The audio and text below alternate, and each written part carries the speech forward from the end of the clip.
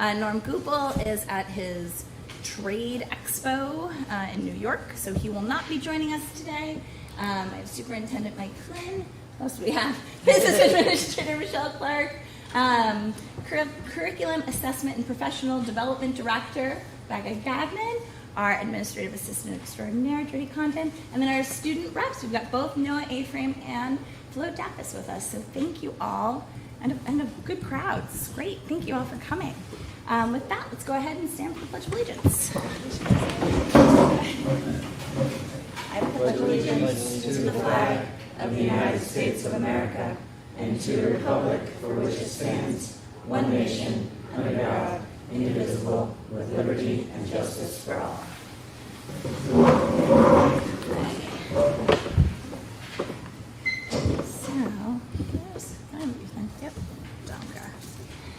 Okay, so we are going to go ahead and we have two sets of minutes to approve this evening. It's okay. So we have one set of our school board non-public minutes from May 9th, 2023. Is there a motion to approve those?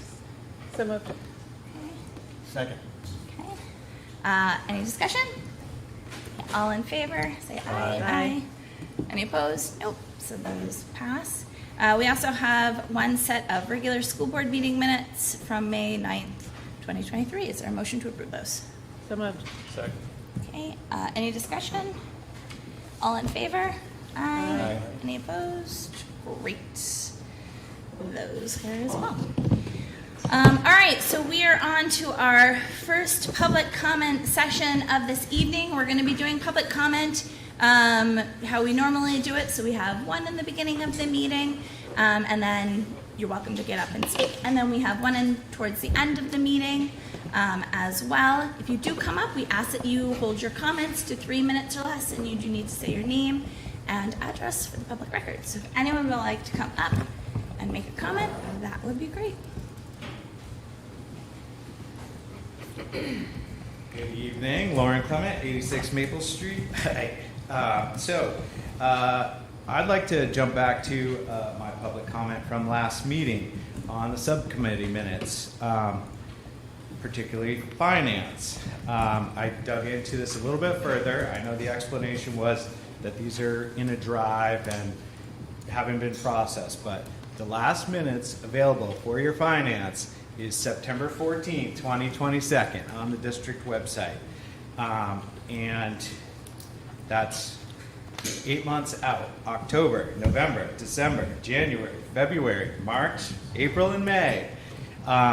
In October, 5 months away, we'll be well into our work sessions for the next budget cycle. This is not, it really bothers me that when I brought this up, we got an answer of why it's not there, but none of you board members felt that that was unreasonable or questioned why this isn't being taken care of. I don't know how many months it takes to move them from OneDrive to the district website, but for me that's completely unreasonable and is not helping with your strive for transparency.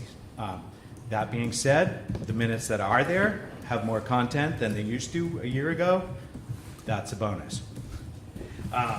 Second, class size policy obviously is on the agenda tonight. I don't have an objection with the target max class size. However, the line for K through 5, if the class size falls below 15 students, we'll review available options. Why is it K through 5 has 3 different maxes, 18, 21, 23, that the time for discussion is not a parallel sliding number. So if you're going to have 3 maxes, why is it set at 15 for the minimum, and how come that doesn't move with those other class sizes? Just an observation. The chart provided in the handouts covers school years up to 2019 and 2020. It is not current, and again, for accuracy and better transparency, if you simply supply the chart that is on the last page of our annual report, you would have a current one with numbers projections out to 24, 25. And lastly, I also want to note that based on the draft policy number, a class of 61 fourth graders with 3 classroom teachers would be 20, 20, and 21. That is well within the threshold of max size of 23 students per class. In fact, 8 more students could move into the district and you still would be within your max. However, with 4 teachers, you have a class size of 15, 15, 15, and 16. So when is it again your discussions start? The grade below this is even smaller, or the first grade. To me, this level staffing concept is not effective at reaching the board goal of tax stabilization, and this is not the first time I've attempted to make this point. Great, thanks for your comments. Sarah? Hi everybody, Sarah Matson-Destin, 517 Destin Road. I'm sorry that Norm's not here because I wanted to make a point of thanking Norm for his signing on to the letter opposing Senate Bill 272.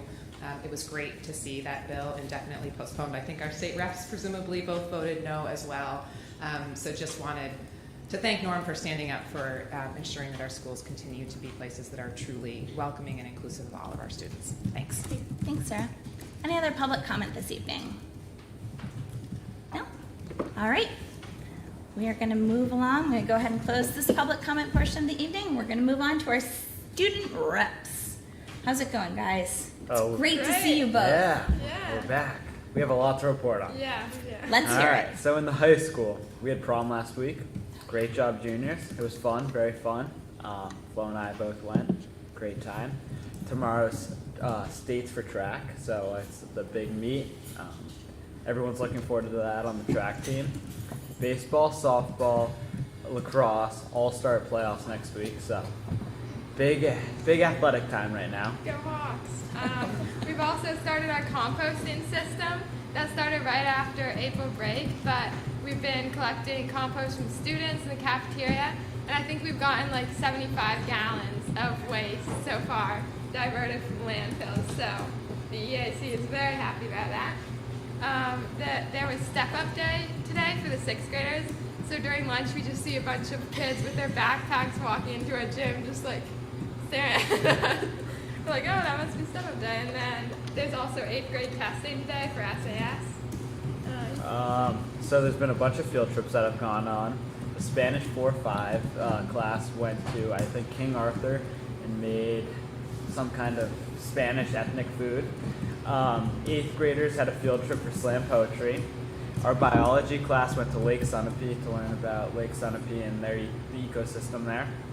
7th grade went to, they're going to go to Odeon Point. The senior class had their trip. So everyone's been traveling. And then the academic awards for underclassmen are Thursday. Yeah, and we also had a band concert, and now we're practicing for graduation. And Celebration of the Arts is planned to be tomorrow at the gazebo, so hopefully we have good weather for that. Today we had our class selections. A lot of contests throughout each grade. Flo and I, however, were unopposed and we'll be back. What do you ran? You know the feeling, Noah. Yeah, it was great. We tried to give our speeches together, but they wanted. Yeah. As you heard last time, Will Chapin and I are working on a proposal for sports counting as gym credits. So we're looking at the competencies. We're going to meet with Mr. Kelly again, and we're just going to see what we can do to bring that to the school board probably next year. We also had a student leadership panel discussion today, which is really great. We talked about class sizes and competency-based learning and grading. So some of the changes we're just going to be talking about today. Kids definitely preferred smaller classes, and there was also like confusion around like what competency-based grading would mean. I mean, it wasn't like we don't want this. It was just like, what is it, sort of. So I think that probably the most important thing I got from that conversation is that kids don't really know what the changes mean. They're like, well, what would a class size policy mean for us? So just like making sure that we are able to get that communication to them is probably going to be the most important thing. Yeah. So that's what was happening in the high school. Yep. We also were able to meet with Maple Street kids. So what's going on in Maple Street? Well, they had a Squam Lake field trip, and what else? They have like, we were talking about wind time because we don't have that at high school, and they said they liked having opportunities to move around classrooms, especially in 4th and 5th grade when they don't have like switching classes. And also they have 17 kids in their class, both of them. We talked to 2 5th graders, I think, and they said it was just a really good size for them to be able to learn. So that's basically what's going on in our school district right now. Yeah. Fantastic. Flo, can I ask you a question about compost? Yeah, for sure. What happens to the compost after you guys collect it? Is it composted here? I was asked this question yesterday. I did not totally know the answer. Yeah, we have like these rotating composters and wooden composters in the back by like the swing set and storage containers at HMHS. Okay. And so every day we have like a sign-up sheet for the EAC, and someone takes the 5-gallon buckets out and dumps them in, and then they'll spin the thing, Yeah. add some leaves, and then bring them back. I love that. It's a whole thing. Great. Yeah. Excellent. If you have any more questions, I would love to answer them. Fantastic. Who's going to be Thank doing you. it during the summer? Yeah. Yes, that is the thing that Yeah. That is a question. Superintendent's job. Yeah. All right. Excellent. All right. Well, thank you guys very much. That is comprehensive. I love it. That was great. Board No comments. thoughts? Get my thoughts. No. All right. No, I got So nothing either. I'm going to ask to go a little bit out of order because Lindsay's actually working, so I don't want her to stay for the whole meeting. So she's just going to come up and speak about the Boys and Girls Club real quick. Oh, okay. Super. She was going to go during superintendent's update, but it's just, if you don't mind, if she Nope. can just, all right, Lindsay, come on up, thanks. Yeah. Just an update. Hello, I'm speaking today because I'm the director of the Boys and Girls Club of Hopkinton. I want to speak at the school board meeting because we do have a summer camp that is located right at this school that we're currently at. So we run it from June 19th all the way to up until the first day of school. It is $210 a week, but we're going on 6 different field trips.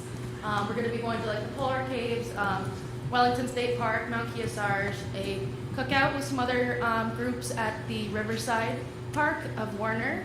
We'll also be going to a Fisher Cats Camp Day in Buckland Beach. I have quite a few of staff members this summer that have been going to school for childcare. So if there's any childcare needs in the area, we're definitely still have a few spots available. We're open from 7 a.m. till 6 p.m., which is something that's not familiar with the area. I've heard that there's different hours for different summer camps. So I just want to point that out. It's also pretty cool because we'll be at the Maple Street School, so the 3rd graders at Harold Martin would get a chance to kind of get to know the school a little bit, get to know some of the older kids who are in the camp already, learn where things is and stuff like that. So we're looking forward to that, and I just wanted to speak about it real quick.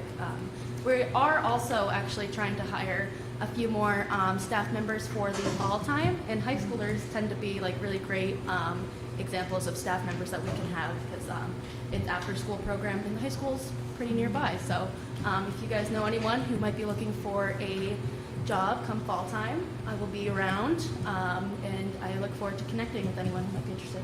Great. And can you remind us what ages or grades are the camp for? Absolutely. It is actually K through 8th grade, although we can have up to 17-year-olds. Okay. Although at that point we'd like to make them staff members. But yeah, they would be assistant group leaders.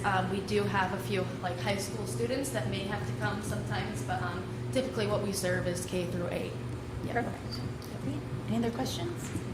Lindsay, thanks for taking time out of your Thank you so schedule. I much. appreciate it. Yeah. Thank you. Thanks. Sorry about that. Just thought it was better. That was fantastic. Yeah. Okay. All right. So we're on to current business. Do you want to tee this one up?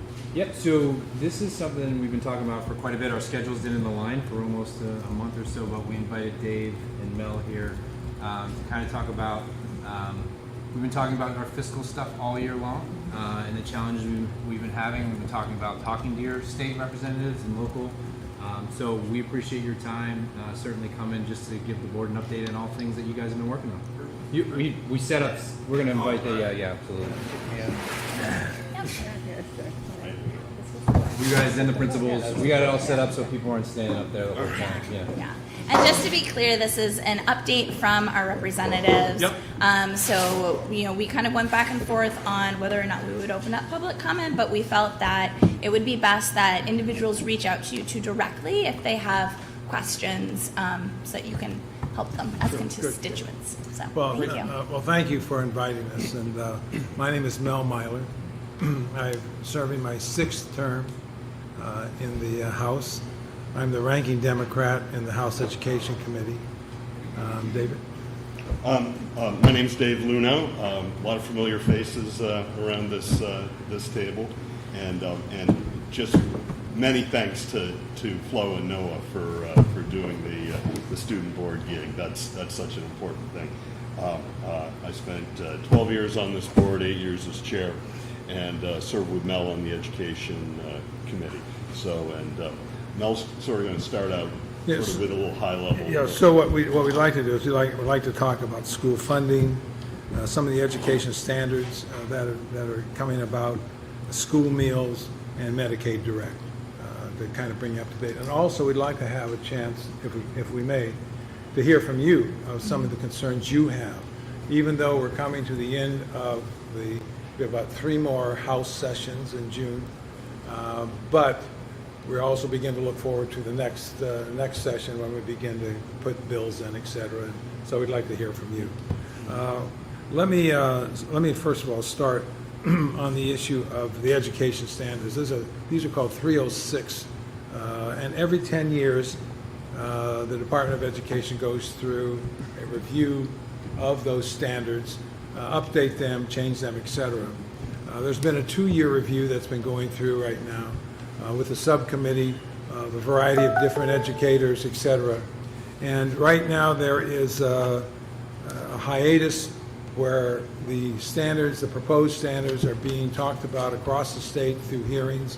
There's a hearing tomorrow night, for example, at John Stark. The next night there's one up in New London. And this is an opportunity for citizens to hear from primarily the chair of that review.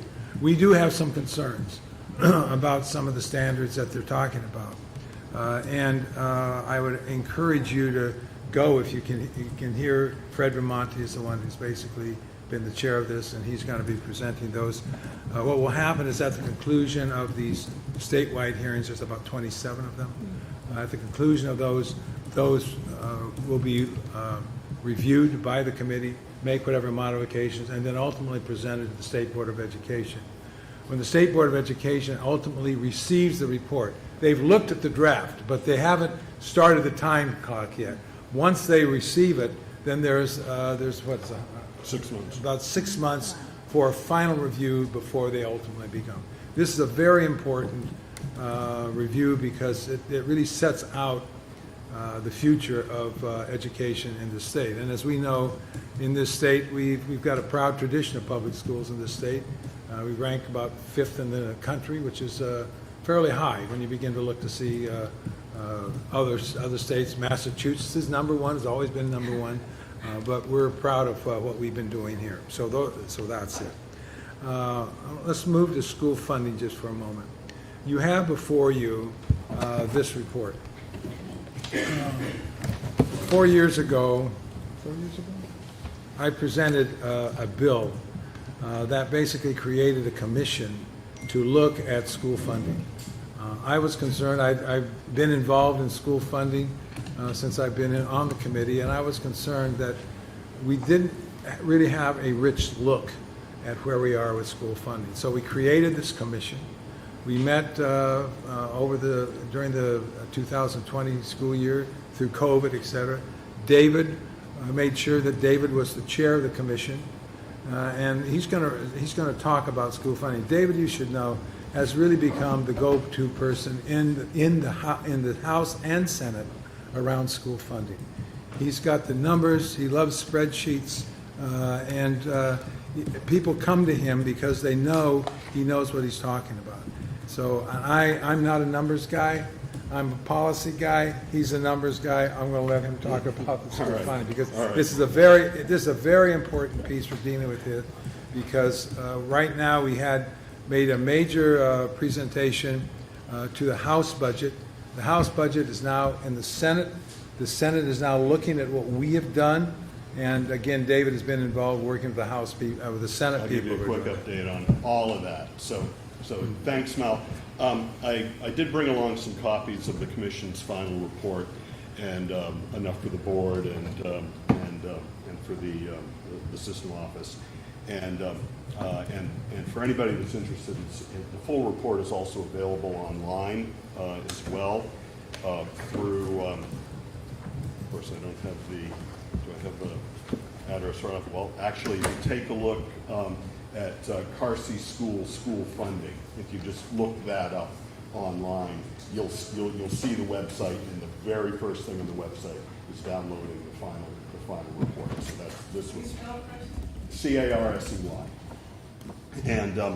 And the report's titled "Our Schools, Our Kids," and how to achieve greater equity for students and taxpayers. So this is something that I think really envelops everybody's interests in our public schools.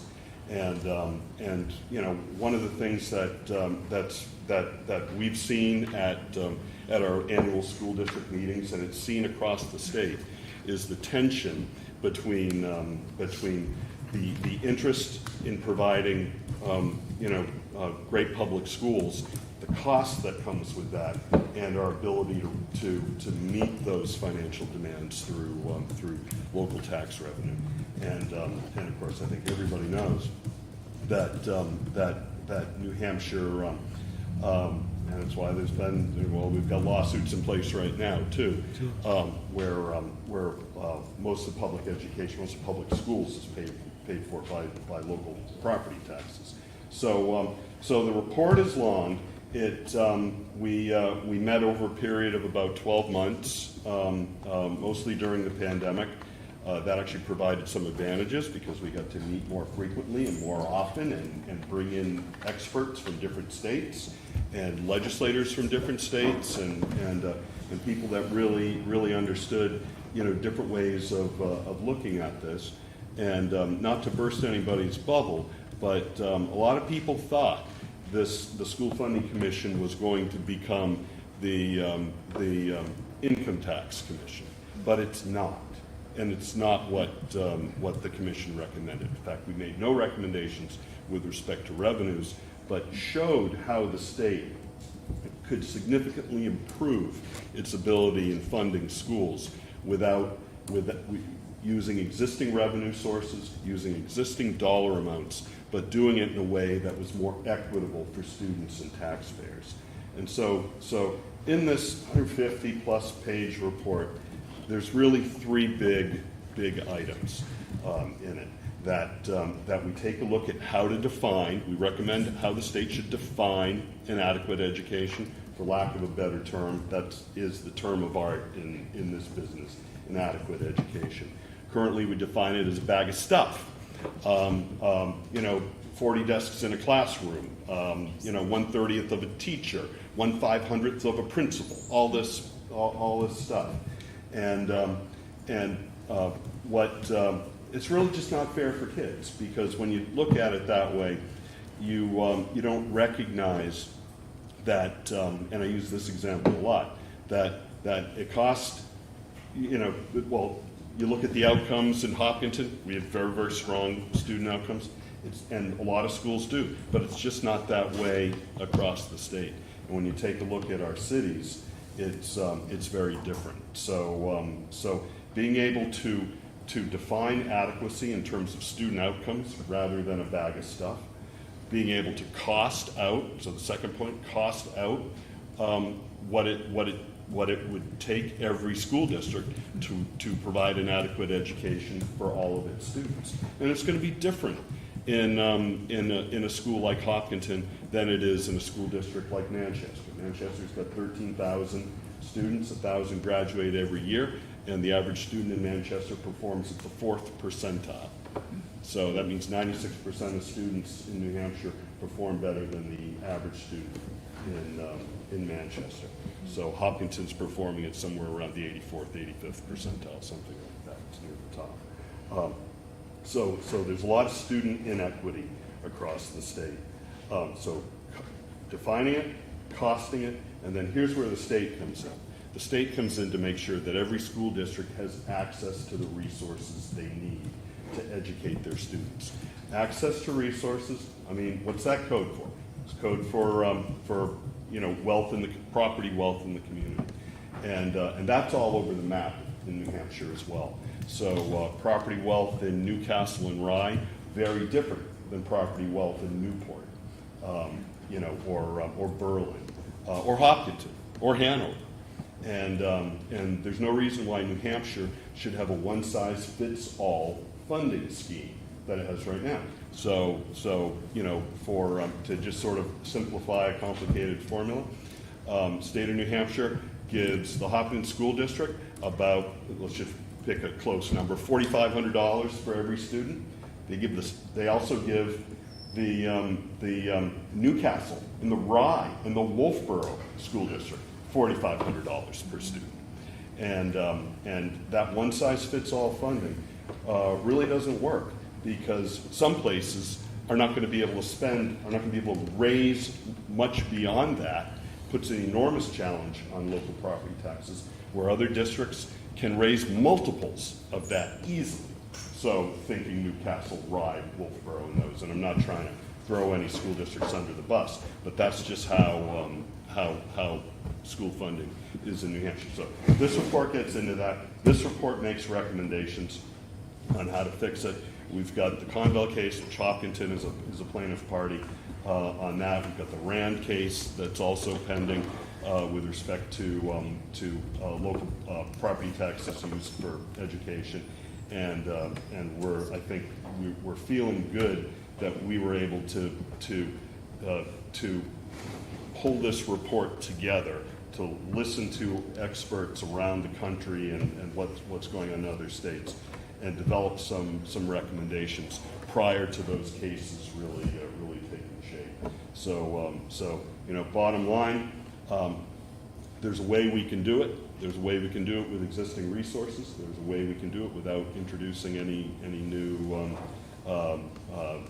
taxes, statewide taxes, and it just requires the willpower of the legislature and the governor to get it done. So that's school funding. Let me just add on to this. This study was the first time in 40 years that we had experts come in from the outside. As you know, the Form 25, every school district has to submit that. They basically took all that data that was in this Department of Education, and the American Institute of Research, AIR, noted for its work in school funding across the country. They came in and basically looked at that and made some recommendations. What David was talking about is that the current system that we have is an input-driven system. That's the stuff, the chairs, the average teacher salary, benefits, etc. That was created early on in school funding history here, before we had student testing. We now know what the outcomes are from students. And our concern is that how do you provide an equitable education for students across the state? Because if you want to look at developing a workforce, you need to make sure that the workforce where kids are going to school, whether it's in Newport, whether it's in Manchester, that there's some sense of equity around how kids are being able to get funding. And as David said, what we really looked at is the current amount of money that's being spent in schools, and how can we reallocate that in a way that's fairer, particularly in those areas that have greater need in raising taxes, etc. So let me quickly, because I know we don't want to take up your whole meeting here, is just sort of lay out where we are in the state budget for FY24 and FY25, and so I've just got my sort of cheat sheet here, which was prepared by the Senate earlier this week. The budget process really has sort of three parts to it. It starts, well, starts in the governor's office, and then it goes to the House, and the House changes, and then it goes to the Senate, and the Senate changes it, and then it goes to a committee conference where everybody gets around the room and bangs out the differences, and hopefully that's something that passes muster in both chambers and then goes off and gets signed by the governor. But where we started for Hopkinton is under current law, the funding for Hopkinton from the state is about $4 million towards Hopkinton's total school budget. What we passed in the House would have increased that to about $4.6 million. And what is now being proposed in the Senate, based on at least their initial work, is that it would go to $4.2 million. So yeah, we want to fight for Hopkinton, but as I sort of, when I talk numbers with people, I really urge people not to jump directly to the town they live in, because Manchester School District, 13,000 kids, they've got more homeless students than we have students. So you don't move the needle unless you move the needle for Manchester. So just taking a look at Manchester, under current law, they get about $82 million in funding for the state. They are the lowest funded school district per pupil in the entire state. Under our proposal in the House, it would move from 82 million to almost 96 million. Under the Senate version, it would increase beyond that to almost 110 million. So that's a good move that the Senate has done. It's a little bit less for Hopkinton, it's less for Berlin, it's less for Claremont, but it does do more for some of the big cities that have challenges that are different than the challenges that we have. So anyway, we're staying on this. We're going to be meeting with the Senate, with Senator Bradley tomorrow, and trying to get some of the provisions that we had in the House version, which was fiscal capacity disparity aid, so where you have low property valuations, you got a lot of students, the state would come in with additional funds. So we're going to hope to negotiate that back in. If not, that'll certainly be a subject to negotiate when we're around the committee conference on that. But I'll be honest. I do look at Hopkinton, but only after I look at Manchester, Berlin, and Newport and Pittsfield. And because if you're not seeing moves there, then it's not the right plan for the state. Yeah, on the other point too, I think the House budget was a great compromise. Both the Democrats and the Republicans came together, and they worked very hard to try to find what that middle ground was, and David was involved in doing that. And it's the first time in the 6 budgets that I've dealt with that it passed by a voice vote, which gives an indication of what the collaboration was and the bipartisan nature of it. And so as we look at the Senate budget, the Senate has to realize that the power of this is really in the House for the first time, because they know what we did back here. So that's the leverage point that David has as he goes in to talk to Bradley. So hopefully we will come back and have more of the House version of it than the Senate version, because it does provide that. So that's, any questions around that? School funding It's is still a work in progress. School right funding now. is a very complicated process, there's no question. One of the things David didn't mention that we also worked on was property tax relief. We found in the study that there was 20 years, there had been no change in how you provide property tax relief for those who need it, who reach a certain threshold. And we provided in the recommendation a new formula so that people who need to have the property tax relief can go to the DAR, Department of Revenue, and seek relief. I mean, it used to be like the amount of money you would get relief was like $500, $600. Our recommendation was like $2,000. So it did provide a recommendation. It hasn't gone into effect yet, but that, we were looking at both school funding and property tax relief at the same time. So if there is an increase, what is the change in the source of revenue? Are we still in SWEPT, or is the revenue going to come from other sources? SWEPT goes back to where it was prior to 2023, so to $363 million statewide again. For this budget, it's all existing sources. You know, the biggest source is business profits tax, business enterprise tax, SWEPT. There's $110 million that comes from the lottery.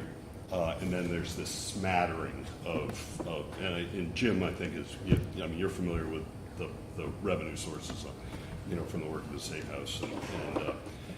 But business profits tax, business enterprise tax are the big ones. So when you see changes, and the state has made some very significant changes to how it assesses business profits tax. And obviously, the pandemic created we had very strong revenues on that, so we have a strong surplus on that. And there is use of some of that surplus in the Education Trust Fund to support this plan. But the House plan and the Senate plan in the FY 24-25 budget are not. Those aren't things that we're recommending in here. What we're recommending here is comprehensive school funding change, and also uses those same revenue sources. But this, what's being done here in the House and Senate are basically little Band-Aids. The other thing on this too, David mentioned the 2 court suits on school funding that are pending us right now. Our hope is that the judge understands that this is sitting out there. He does. And he knows there is another alternative out there. And typically, the court will say, this is wrong, now legislature, go fix it. So we're hoping that the judge will say, okay, go fix it, but I also know that there's an alternative out here that's different, that's fair, that basically meets the original intent of the Claremont suit that took place in 1993 or wherever the hell it was. And we've been waiting for that to really be implemented in a proper way, and the legislature has not done that. So our hope is that he knows this is there, and that might be able to make reference to this, that saying, make some point to the legislature, you need to look at this a little more carefully than what you have so far. So we got just really one more item, and we'll get you back on track. I feel like I've been in your seats before, but we do want to mention, and while we're talking about a lot of bipartisan stuff too, certainly the school funding has been negotiated in a bipartisan manner. But there was a lot of support throughout the House, and I think going into the Senate, to make some changes in terms of the school meals program and increasing eligibility from 185% of the federal poverty level to almost 300. I think it's 275% of the federal poverty level. So that's something that just makes sure that more kids get fed and aren't hungry during the day. And I think every study that's out there, and there's been studies that probably in every state by every group that says when kids are hungry they have a harder time picking up what you're putting down. So that's a good move, and I think it ties directly into the final point on Medicaid direct certification, which any I think building principal knows is having to chase students and families around for the free and reduced price lunch forms, completed forms, in order to qualify for that is a hassle. And anytime you're chasing paperwork, and it affects 2 things. It affects the family's ability to qualify for free and reduced price lunch. This is something that can save families hundreds of dollars a year when they qualify. But also, it affects our state funding, because a significant portion of state funding is tied to the number of students that qualify for free and reduced price lunch. So having Medicaid direct certification allows the Department of Education to basically pull from the Department of Health and Human Services Medicaid database, and it's not it's not something that there's privacy is protected in this. It's already information that Health and Human Services has, and just allows the department to certify students. It streamlines the system. Absolutely streamlines it, and it gets the paperwork and the hassle out. And again, that was another bipartisan issue that we worked. Yeah. So over to you. What would you like from us, and or maybe you want to think about it too, and let us know as we get into bill filing period in the fall, what sort of things you'd like us to be working on. One other, we have been working also on the teacher shortage and retention too. But that's a huge issue across the state. I sit on the subcommittee that looking at that, and I'm not sure where it's going to go. But we've heard a lot of creative things as far as what school districts are doing to basically retain teachers and attract teachers too. So we're going to hopefully come up with recommendations that can be shared with everybody so that people know what's going on. Great, thanks. I guess I'll open up to the board. Are there any questions, comments? You two can just point at each other. All right, we'll just point. Well, I'll start. Thank you, Kelsey. So first, Dave and Mel, thank you so much for coming. I just think it's awesome. A small district like small house district, to have 2 of our 3 reps serve on leadership positions, really helping our state in education is great to see. So thank you both. One of the things that I know bothers me maybe is the rhetoric that goes on in Concord in the legislature. Someone who has worked a lot of my professional life in the State House. It's when you're in there, you see the parties working together. When you're outside looking in, you tend to not see that happening. And one of the questions I have is less around the policy of education freedom accounts, but more around the financials of that. Because I think when you listen to the rhetoric, it's either destroying education, taking all the money away, or it's the opposite side. And so I'm just curious, again, not the policy, but just sort of how is the financials on education freedom accounts working? How does it affect, the formulas that you're working on? What's the impact of those accounts financially to districts? Yeah, I'll take that. Thanks, Jim. I think the initial concern behind education freedom accounts, which other states call voucher programs, the initial concern back when these ideas were initially floated 6-8 years ago was that it was going to reduce state funding of public schools, and that concern still exists. But what the data has showed in the 2 years that the EFA program has existed in New Hampshire is that we've got about 3,200 students that are receiving anywhere between $4,000 and $7,000 each from the state. But only about 100 of those students actually dropped out of their public school because of the availability of the school voucher. So it really hasn't, that particular program has not seen districts lose substantial adequacy, funding from the state. There is a report, I don't recall how many students in Hopkinton have it, but it's just a handful, but of the 3,200, like I said, only about 100. 3,100 students were already going to private schools at no cost to the state. So this has been, and this is, in my opinion, really a boondoggle on the state taxpayer to now have to pick up school costs for kids that are attending private schools, and so when it was initially proposed, the commissioner said it was going to cost $3.3 million in the first 2 years. It ended up costing $25 million in the first 2 years because all the students came from private schools. Unbudgeted. Unbudgeted. This is blank check, and so now the commissioner is coming in asking for $60 million over the next 2 years for this.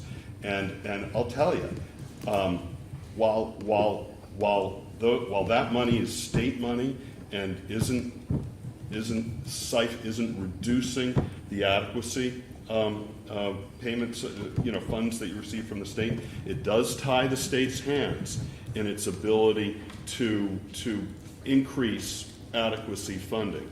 And so, I mentioned earlier, going back to the Senate, asking to put fiscal capacity disparity aid in. That's going to require about $45 million to do that. And that's $45 million. That I know the first question: where's it going to come from, Luno? And we've got $60 million going to vouchers. It could have come from that. So yeah, the program does harm the state's ability to fund properly. One of the things that David and I did, there's no guardrails for this, and our concern is that if you're going to spend that kind of money, there ought to be some accountability on how that money is being spent, where it's going, is it effective? Because right now there is none. So we introduced a series of pieces of legislation that would provide some sense of accountability to that. Unfortunately, we were not successful in getting those, but I think we made the point, because there are more and more legislators who are saying, if you're talking about $60 million over a 2-year period, how is that money going? Where is it going? The greatest amount of money went to Amazon. We've got an EFA oversight committee that's hasn't met in 2 years. It's now scheduled in the next couple of weeks. Hopefully the meeting will take place so we can get some understanding of what's going on. The group that's administering the program, the Children's Scholarship Fund, they take 10% right off the top. So if you're getting $1,000, they're taking their cut out of that, and it's going to a New York firm that's basically has an affiliate here within the state that's doing it. So there are a lot of serious questions that we've been raising for 2 years, and I think more and more people are beginning to raise those questions as the volume of the expense continues to. So hopefully that answers part of the question, Jim. I'm sorry. One more, and Dave, I think this is probably one of the first times that I met you was back before the last recession when the state was talking about reducing their share of retirement costs. Mm-hmm. I remember that meeting, Jim. And so I'm just curious, this has come up, and I know, Rob, this has come up several times. I know there's been attempts in the legislature to bring some, not maybe where it was then, I don't remember the year, but it was 35%, it was going to 20, and you said it was going to 0, and it did.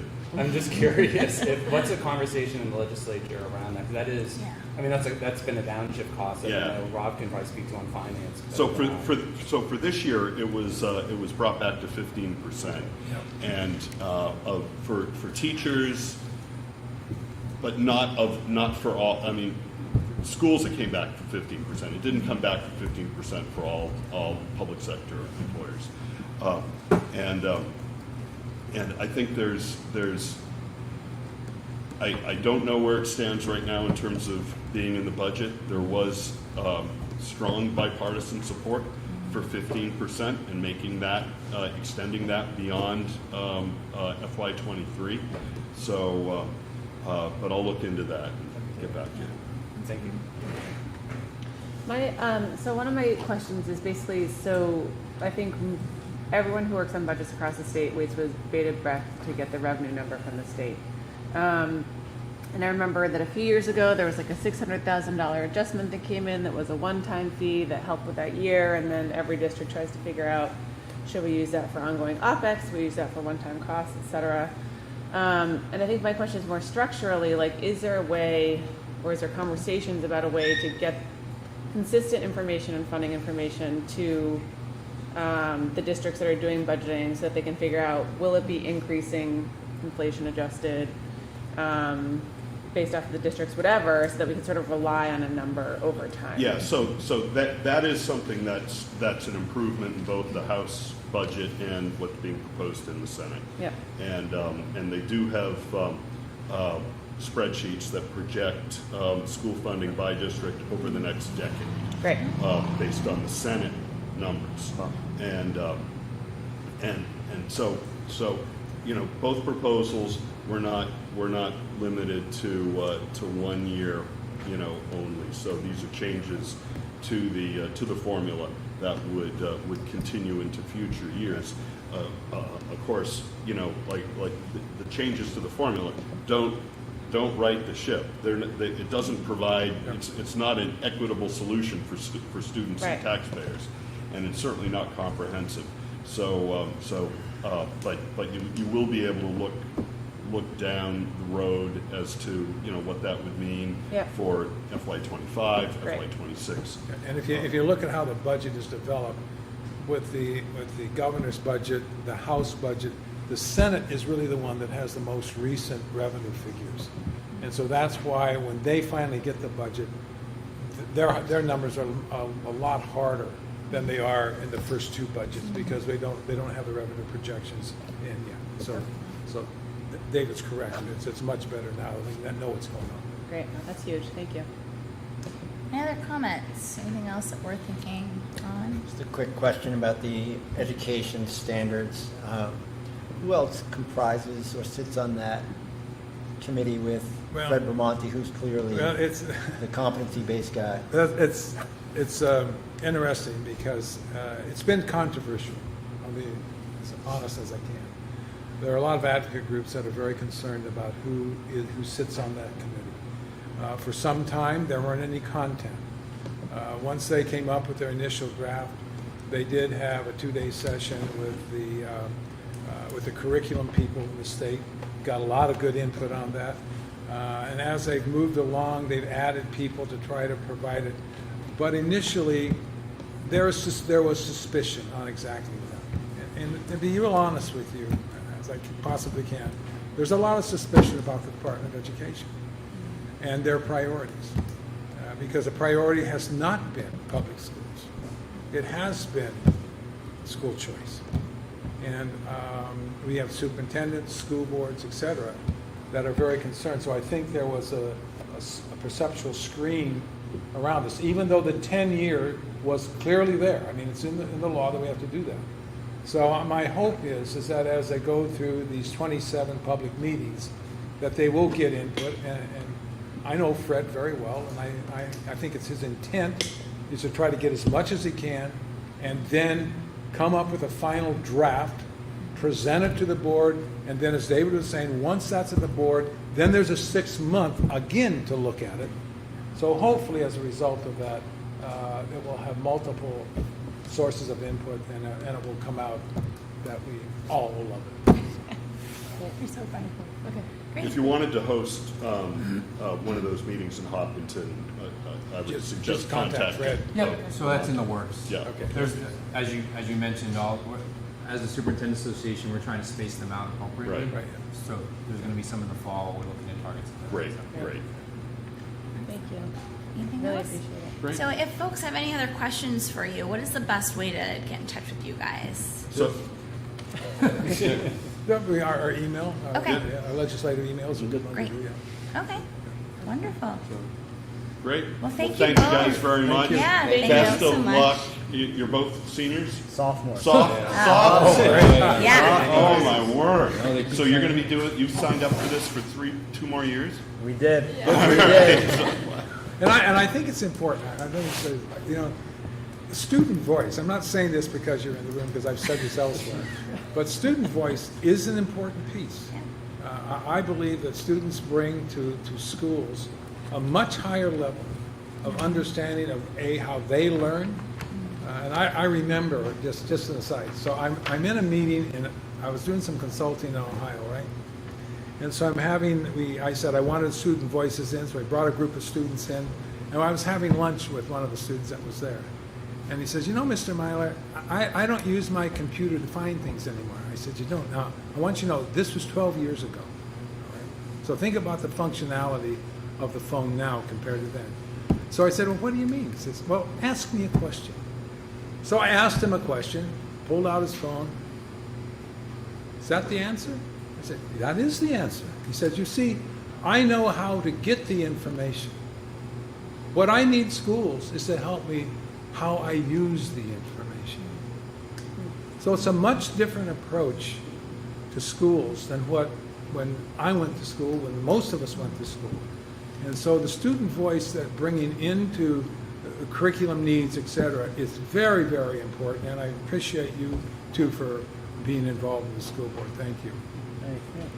Wonderful. Thank you, guys. very much. Really appreciate it. You're welcome to stay. You certainly are not obligated to do so. Mel, you can go, but Dave, you might want to reminisce and stay there. No, I might head home. Thank you. Thank you. Thank you both Thank so much. you. Thanks, guys. Thank you, Mel.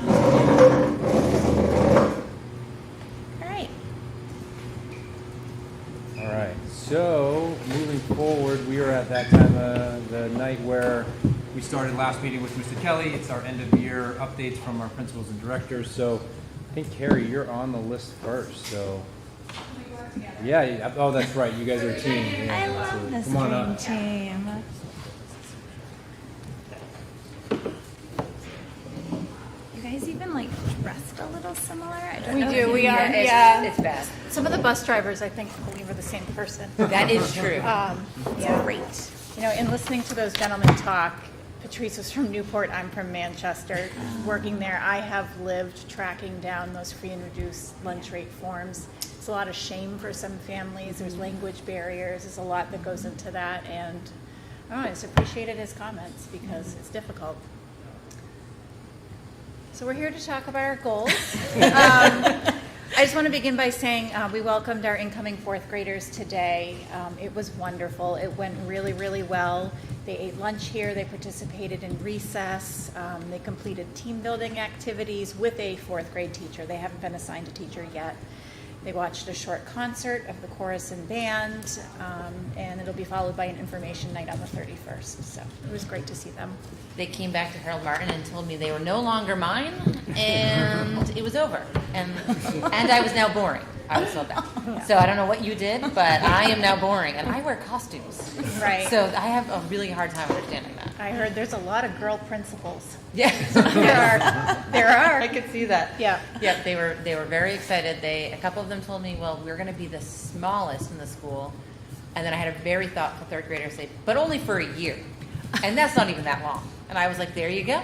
Look at that. You're problem solving already. Right. Do you want to speak to kindergarten while we're on that subject? The kindergarten move-up day or activities that have been going on? Yeah, so we changed a little bit of how we did kindergarten screening this year. And last Thursday was our first kindergarten screening. So we did a big kindergarten open house, kind of meet the teachers a few weeks ago. We had families come in. They brought their kids. We had a couple of families call and say, well, we can't bring our kids, right? I'm like, well, it's a school, so you can bring your children. It's fine. Bring your children. So we brought out the Matchbox cars and the carpets, and we played with kids while the parents talked, which was great. And really just introduced our team, talked a lot about all the questions they had. They had a lot of questions about snack and lunch and arrival and dismissal. I got to talk about it again, so it's really my favorite part of this year. So I got to explain my whole airport map, and we were good. So that was really nice. And then we are using the Hopkinton Public Library for our kindergarten screening. And we have moved to the Dial 4, which is an evidence-based student screener that tracks to their developmental age based on birth month and year, and really gives us 3 different areas, an academic piece, a language piece, and a motor skills piece. And our initial feedback from the teachers doing this, because this was their first shift for them, was very positive. They love the amount of information they're able to get on kids. They feel like they have a more comprehensive whole picture of what's going on, and they're excited to be able to place students next year based on a little bit more information, some more in-depth pieces. So that has been fun. It has been a change. Some parents who have older kids said, no, kindergarten screening only lasts 15 minutes. Why am I still here? And we're like, oh, we changed it. It's an hour, and we go through. And they go to each kind of station. The kindergarten team also put together adorable little kindergarten welcome bags that say, you've got this in the bag, and there's little things for parents about what is appropriate for 5-year-olds to be doing when they enter kindergarten, and kind of some helpful things that they can do over the summer with their kids, all low pressure. One of them is, helping your students count, and it gives examples of ways you can count, including putting on a temporary tattoo and kids love their temporary tattoos, and just make them count out loud, and that can help them. So really just kind of low pressure ways to get them ready. So that's where we're at for kindergarten. All right. So we're up here together because our goals really mirror each other, and we actually didn't plan it to be that way, but we just ended up doing it that way, and it really should reflect that, because we're trying to bridge the gap between the two schools, to think of students as our students, not Harold Martin versus Maple Street. So the first goal we've been working on all year is the revision of our RTI, response to intervention process, to reflect the best practices to meet needs of students, of struggling students. So in both schools, we created a wraparound team, and our goal was really to focus on the success of the whole child. We began by creating an online form that teachers complete that is sent to the wraparound team that helps us with scheduling meetings. Each school created a custom support plan for each student that was brought to the wraparound team, and it's pretty comprehensive, and it's really grown throughout the year. I'm going to throw out a lot of academic terms here. It contains demographic information such as absences and tardies, behavioral data, assessment data spanning multiple years, wraparound meeting notes, histories of interventions, current interventions including goals, strategies, monitoring, frequency of intervention, baseline, target, and progress monitoring. So what you end up with is a very comprehensive document, a historical document of these students that may span multiple years. As we grow with this process, when I receive students from Harold Martin, I will also get their student support plan, so we can see what interventions have been tried, what has worked, what has not, and really drive the roadmap of how to meet the needs of all students. I think one of the biggest pieces for me is when I arrived at Harold Martin, and I know we talked about it at Maple Street as well, is there were definitely different venues to go for student support based on what you thought the outcome might be, right? So if you thought that it might end up special ed, you went this special ed way. If you thought it might be behavior, you maybe went this way with the guidance counselor.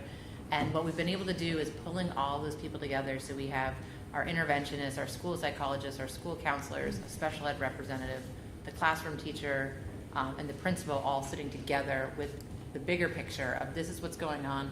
Because a lot of times we see different, maybe there's a little bit of an academic concern, but there's also a little bit of an attendance concern. So looking at that whole picture really allows us to be thoughtful about our interventions and make sure we're not missing anything. We've also been really following our best practice of following up and re-meeting 8 weeks, 10 weeks. Is what we're doing working? Is it not working? Do we need to try a different intervention? Do we need to go to special ed? Is this time that we should pull a parent in and we need to have a conversation about what we can do as a larger community?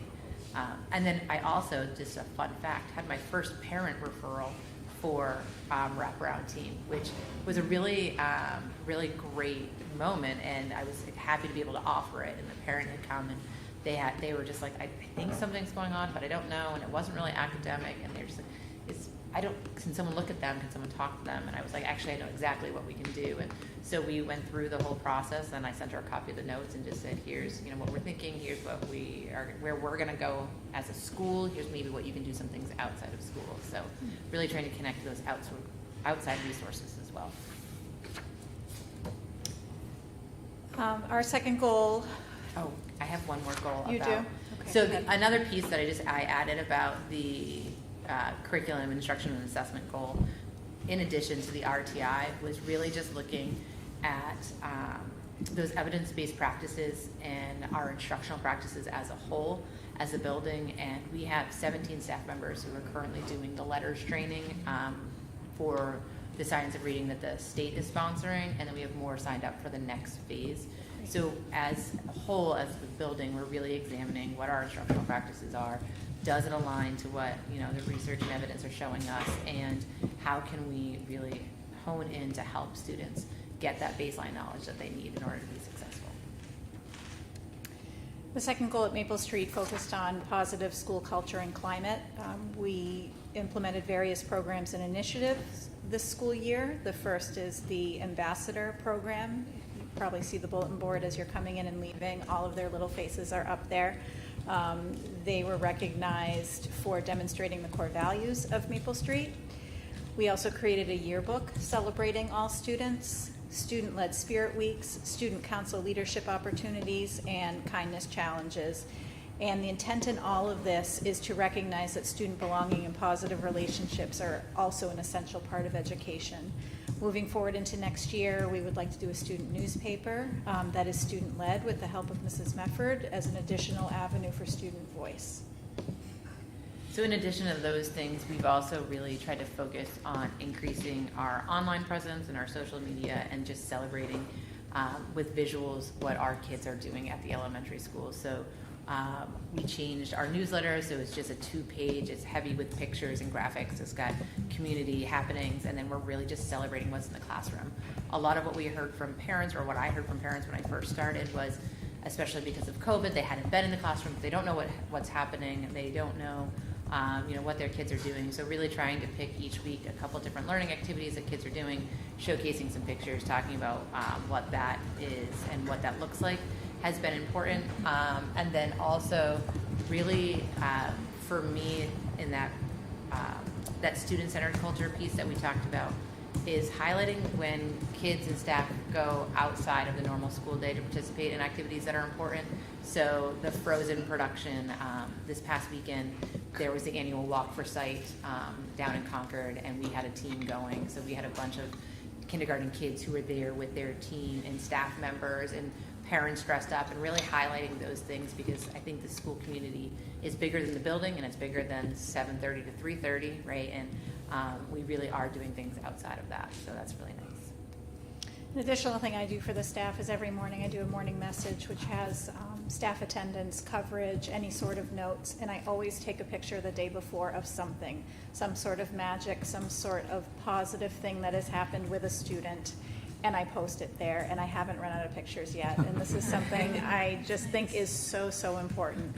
And I get so excited when I think of a creative picture. Like they were painting the old concrete sign, and their little faces were right in the leaf, and I was like, don't move, I'm gonna take a picture. So just those little things add up. It helps with the culture and climate in the community of our school.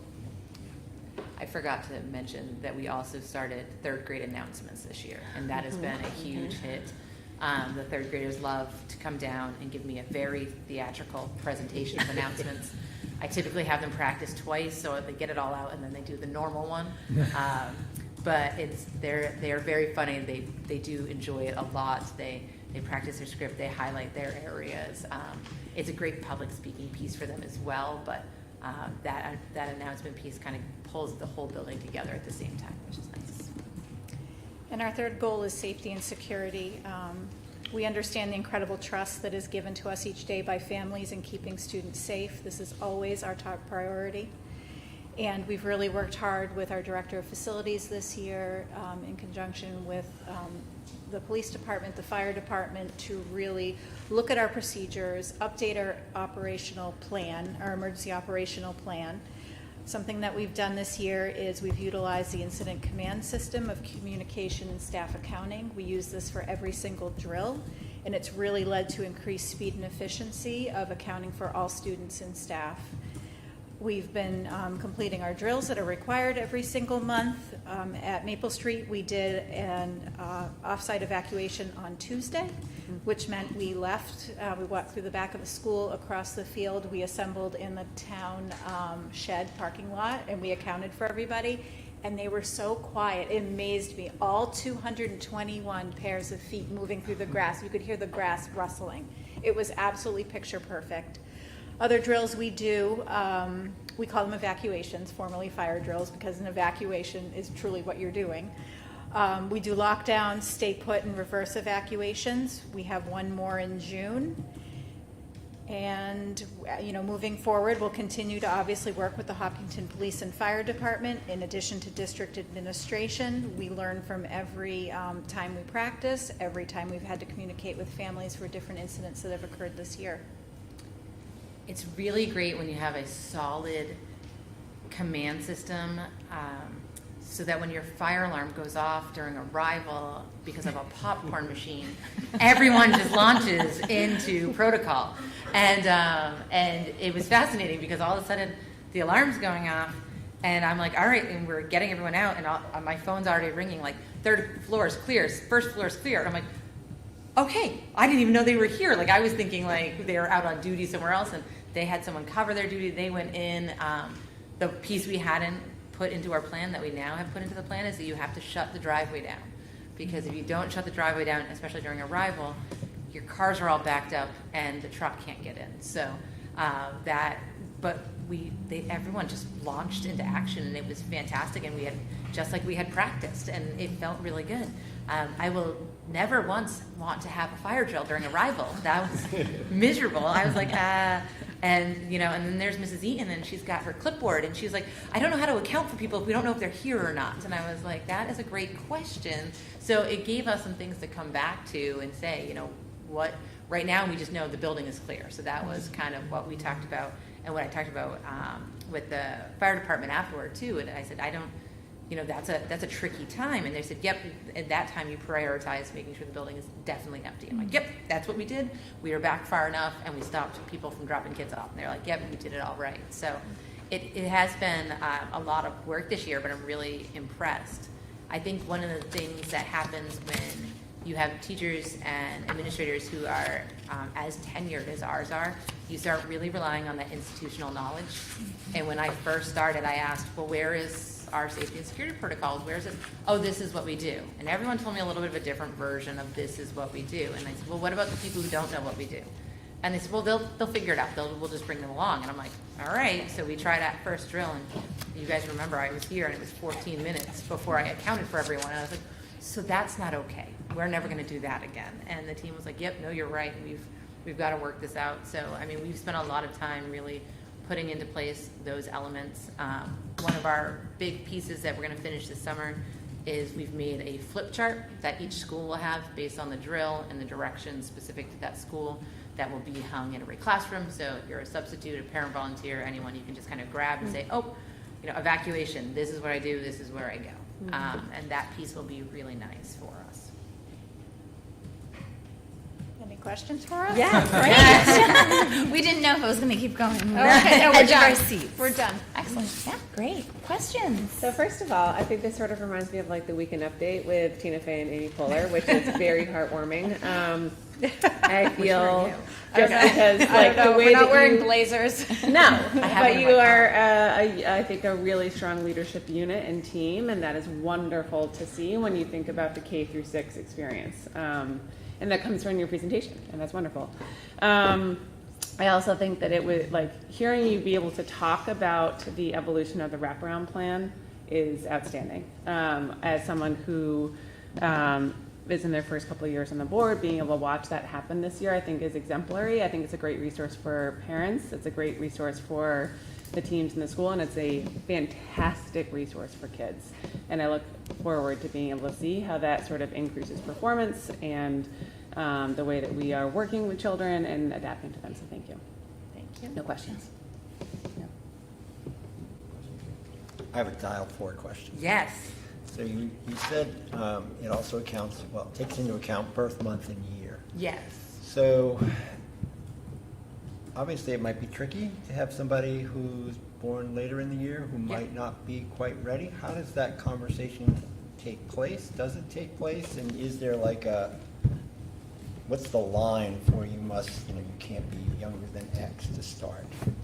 So our line is this year, if I'm going to remember correctly, our cutoff is September 30th, 2018. So anyone before that in that range is who's 5 is going to be eligible for kindergarten.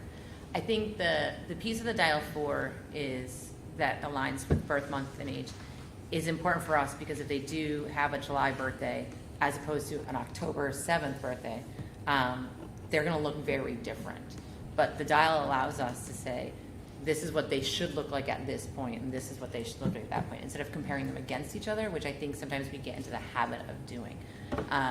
As someone who has a son with an end of July birthday who's going to be starting kindergarten this fall, I understand the parents' point of like being anxious, but I also know that he's fully ready and they're ready to go, right? And kids rise to that area typically when we put them in those situations. the dial allows us the information to know where they're at and help us with those support plans and ideas of where we go. I will tell you that every time we have a wraparound meeting of a kindergarten, someone says, when's their birthday? And I always laugh because it's the first question that someone says, when's their birthday? But it is something that we consider because we do have kids who are older. I think I tend to see that the kids who are on the older side, I also have an October birthday, so I get both ends of the stick. The October side, they're tracking almost at the upper grade, right, where the younger birthday is where we're expecting the kindergarten to be. So I just want to thank you both as well. I really enjoyed hearing updates on your goals, which really did a great job of hitting 3 really distinct areas. But the other thing is, you know, you're coming to the end of your first year, both of you as principals in our district, and it's been really fun to see the unique things that you bring into our schools. And, you know, Carrie, you reminded me with the student-led spirit weeks or kindness challenges. My son got a token and got to go use the book vending machine and read the book in like 2 days, and we had to buy the sequel. And then I got to walk through, you had to take me through Harold Martin because I couldn't find my way during the PTA celebration of the teachers. And I think that it is wonderful to hear the processes that you guys have put in place to support our students, to keep our students safe, to help develop whole children. And it's neat to see them on paper, but it's really amazing to feel them within the school. So I just want to thank you both for the ingenuity and passion that you've brought to our district. I think that we've really benefited from it. So thank you. Thank you very much. So she kind of stole a little bit of what I said. First year, it's to point out that they're speaking to the goals only, and to understand that there's far more below that surface level of the goals and what they've done and what they've brought and what they've changed and how they helped move some needles. So we're very fortunate to have you here on this team and looking forward to what we have to come. So thank you guys. Thank you. You are welcome to stay for the rest of our meeting. You certainly do not have to stay for the rest of our meeting. You are welcome to. Thank you. Thank you very much. Thank you. Thanks very much. All right. Next up. All right, so you will hear from Becca, and then just putting on record, next meeting will be Mr. Rizicki, Mr. Stone, and Ms. Hibbert. And that will wrap up our principals and directors updates for the year. All right? Okay. So I was told I needed to keep my report to you to 1 page, so it's the front and half of the back of 1 page. And then I was told that you've heard from me a lot this year at different meetings, so I should keep my conversation with you brief. So I'll let my report speak for itself. I did not recap every single thing we've done this year. I tried to highlight some of the most recent things. So if you go back through my old reports and just use this as an appendage to those, it will talk about everything. But I did just kind of want to highlight a lot of the work that we've done to date. I would like to clarify, it was suggested. It was suggested, and it wasn't. Yes. It was not a directive. That's true. Okay. Okay. So on that, I'll just kind of go through the 3 areas that fall under my title. So curriculum, we've actually done a lot of work, and this Friday is our last professional development. It will be a culmination of work that I think at times for people may have felt a little monotonous, but at the end, it's going to be very impressive. And the end goal is that next year, through the Curriculum Assessment Committee, we'll be able to really look at what standards we teach at a mastery level at each grade level. We'll be able to link those to competencies, and we'll be able to bring that to the school board so that you can do one of your major functions, which is to acknowledge and approve our school district curriculum. So we'll be able to articulate that and publish that out so that families know what they can expect will happen at each grade level. And I think that's really important and something we just haven't quite done yet. So that'll be exciting work. As far as assessment, I think we've done a lot this year to really look at what assessments we do, why we do them, what data do we get, how do we interpret the data, and then how do we use the data. So we've really kind of fine-tuned all of those areas. And I think the other piece of that that's been important is how we communicate that data home. I'm pretty proud of the growth that we've had through the school year. We started with a lot of panic around communicating, and now it's an expectation and an understanding, and people are comfortable talking about it once that data gets published. So we're in our last big push of data right now. As far as we're doing the early bird testing, which looks amazing, Ames web testing, it'll be fun to talk about that with staff. The New Hampshire SAS, our state assessment, we'll be wrapping that up this week as well. We'll be able to spend some time again on Friday looking that over as a district and kind of finding the areas to celebrate and then the areas where we need to have some conversations and look deeper. But overall, we've got some nice data pictures. And then the last part is the professional development. I was pretty proud of how quickly we were able to find a way to address some needs around like mandatory trainings, pull ourselves kind of in line with that safety and security piece, but pulling ourselves in line with compliance with the state required trainings and accountability for that. So implementing that system, implementing a new system slightly ahead of schedule to track walkthroughs and observations, and then the end of year summatives that we write for teachers, evaluations. We'll roll that in for our instructional staff and other people next year as well. So rolling that out, we'll be rolling out a new system for tracking our professional development for people, that's a summer project. And then just really identifying the more personalized trainings that people needed this year. Our district spent a lot of money on geodes, which are a resource for our early elementary teachers, like reading books, but we hadn't had training in them. So they were purchased with ESSER funds. We needed a training on really how to use them and incorporate them well. We did that training. We use Foundations as one of our reading programs in the early elementary. Third grade hadn't been trained on Foundations, so identifying that early on as a need and making sure they had that training just helped teachers feel more confident using those materials. So it's been little things like that. The high school, middle school, high school world language teachers, they'd never had any accountability system for what they teach in world language. They were asking for one, so being able to do some research, find a testing assessment that works for them, and then training them on how to use that data to improve their instruction and what they do. Ultimately, you'll hear us next year talking about the seal of biliteracy that we'd like to implement at the high school level. So just kind of finding those opportunities and then capitalizing on them with fairly limited funds, because none of that was things that, we're learning now what our needs are going to be. So it was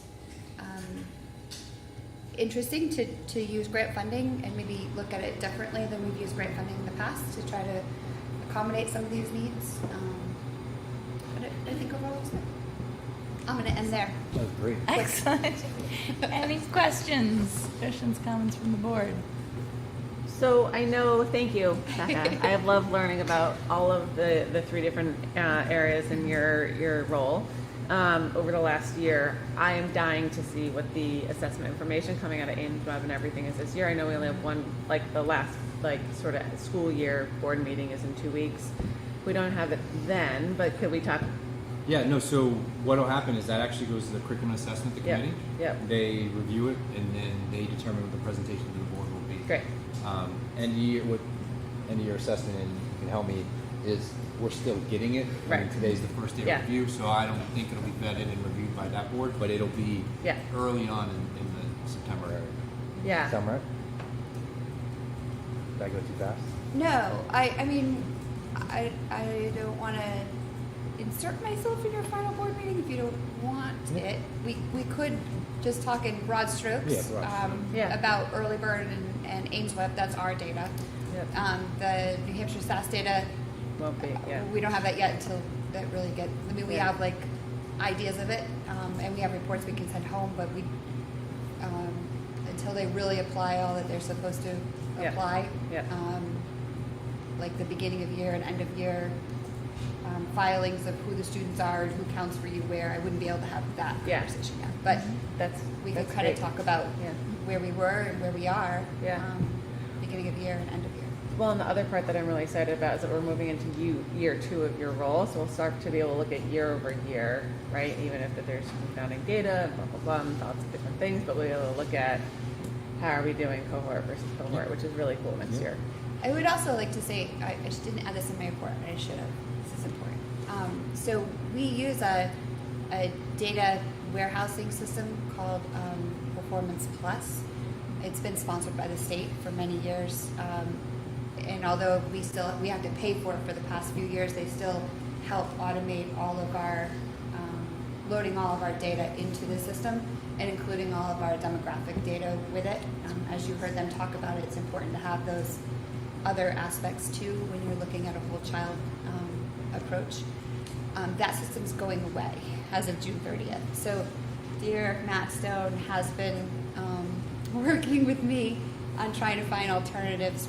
It looks like we'll use our student information system that we currently have, and we're going to build out an assessment portfolio within that system to house all that you hear people talking about and to house our overall assessment data so that we can do that year-over-year analysis. That's awesome. Which is good. But that's going to be a big fun project to be able to talk about next year. That'll be great. Okay. Yeah, I look forward to the continued work of what you do and the curriculum and assessment committee. You know, I appreciate the, similarly, it's wrapping up at the end of your first year. I'm stealing Go your ahead. thunder. And it's, I know that a lot of what you've been doing this year is sort of the in the weeds, you can't really see it, kind of getting all your ducks in a row stuff. And it's necessary and important for the next level of being able to present it and to integrate it. And so I've seen the behind the scenes, stuff. You've presented it here as well, and so I'm excited for sort of the next step. We'll see what happens next year, and really being able to start using our data year over year as another tool for the board to look at when making just any kind of considerations. I would, first year, but I'm just gagging. The thing that I would like to talk about, and I'm proud of, is the right word, is she really worked hard at the early elementary. She was such a mainstay at the middle high school, so she had those relationships built with staff and students. She really invested a lot of time and effort to get into Maple Street and Harold Martin, which can be a challenge for anyone. The default is easy, right? And she really dove into team meetings and getting to know what you said. It's a first year of a level set, and then moving forward into some of the things. So looking forward to it as well. Great. Thank you. All right. All right, team. We're doing Class size this. policy. Do you want me to kick it off, or you want to kick it off as policy chair? I can How about I go? go for it. All right. So to start, here we are. This actually, believe it or not, began, I want to say in January, when this work really began. We went through several presentations and iterations. And when we get to this draft here, remember the goal, what we started with was having a policy on the books, but really some levers on both sides, the high ends and the low ends, to drive discussion, which we really found was tying towards our fiscal responsibility. It's something we've talked about. We can go back to all the presentations where, the board chair and so forth said, the goal was 444, and then we reevaluated as we moved through the system. And that's why the presentation that was done a couple weeks ago with that green chart, and initially, that was all pre-pandemic data on purpose. So that was only up to 1920 to revert back to show the community what we were before the pandemic when we started inserting the ESSER funds and using it. So the goal was to show we're all right? Most of our graduating classes are going to fall within those 15, 16, 17, 18 ranges. So when we got to this policy, that's why you saw, we tried to keep it in line with the buildings. That's why you see at kindergarten, when, as Patrice said, they're adjusting, you want to keep those numbers lower if possible. Then we had that discussion about grades 1 through 3, and that's Harold Martin, right? All the way through Harold Martin. And we wanted to make sure that we were able to keep those kind of classified, because when we started blurring the lines between 3 and 4, 5, and 6, it became a little bit more of a challenge. So some of the feedback from staff and administration was, let's try and keep it within the buildings. And the separation between 4 and 5 and 6 goes into the discussions we've had repeatedly on 6th grade gets to core content, so they have 4 teachers per the grade, where 4 and 5 is a singular classroom for the most part throughout the day. So that's where those numbers came in on the trajectory. Now, from the meeting 2 weeks ago, we wanted to protect the program of studies. I know Flo emailed me earlier today on the program of studies.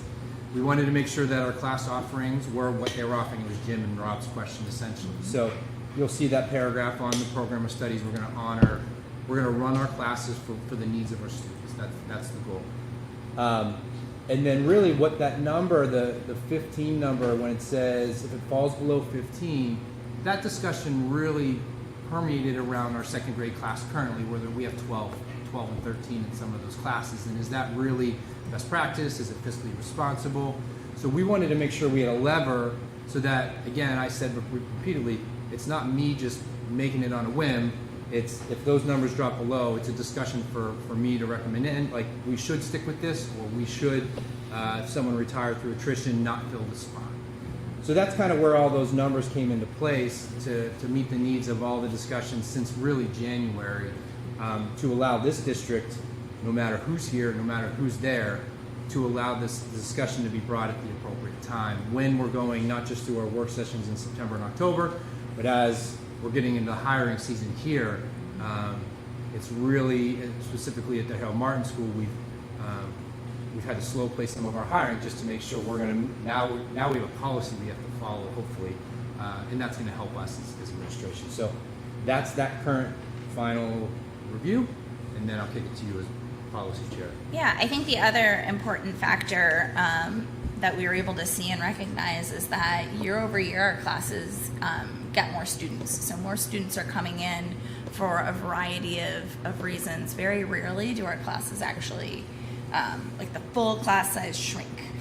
So generally you can expect to get at least 2 to 3 students at minimum. I know that there's some grades that tend to get more.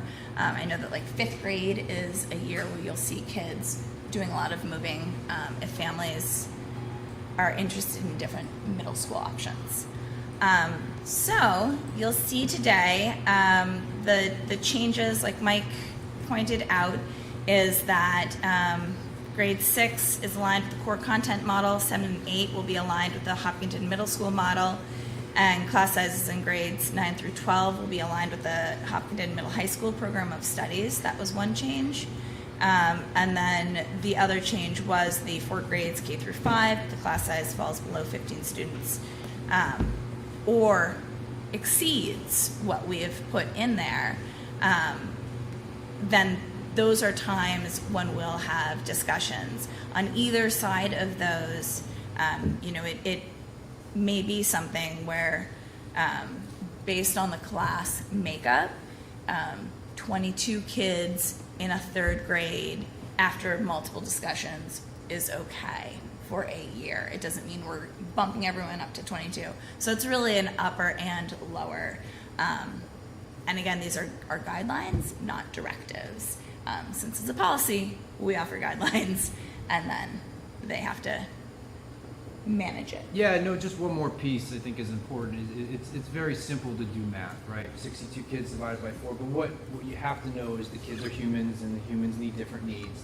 So not always does the math equation equate to success. We may need to perhaps lower the class sizes for the year because of the needs of the student. So that's why in the vocabulary you'll see full assessment, not just pure take the graduating class and divide it by the number of teachers. We did receive some public comment on this, which we sort of touched on all of the main things that I think I saw come through as concerns raised by the public. I didn't know if there was anything else of note that came through. I know that this was also sent out to teachers. Yep. It was also raised in the Curriculum and Assessment Committee a couple of times. So is there anything else that would be helpful for us to know? No, I mean, we compiled feedback from department head, high school, both schools. It's exactly as we anticipated, goods and bads, and really, it's change. So change is challenging, and change could be frightening. Our operations in Hopkinton aren't going to change significantly, and I'll prove it, or will prove it as administration, that we're appropriately staffing. I think that's the goal, and that our students are still receiving a high level of education assistance. So this is our final read, our third read. It doesn't have to be our final. This is our third read today. If this is something that you guys would like to move forward, we can go ahead and get a motion and second, and then certainly have some discussion. Unless anyone has any discussion they'd like to put forward now. Wow. So, sorry, I didn't mean to look at you. I'll look away. Well, first I just want to say, I want to thank you, because I think, this policy has evolved over the course of since January, I guess. It is really reflective of the conversations we've had, so it's great. I feel comfortable with this as sort of a policy to move forward with. I guess my only, and we have received a number of comments, both email and then previous meetings, and so, I'm ready to move forward with that. I just wonder if we want to wait for a final vote after public comments, in case there's other comments here that may change our minds or want to add to the conversation. But other than that, I think this is helpful, I think, to us. Okay. Are you guys comfortable with that? Just hanging on to it for Sure. another 20 minutes?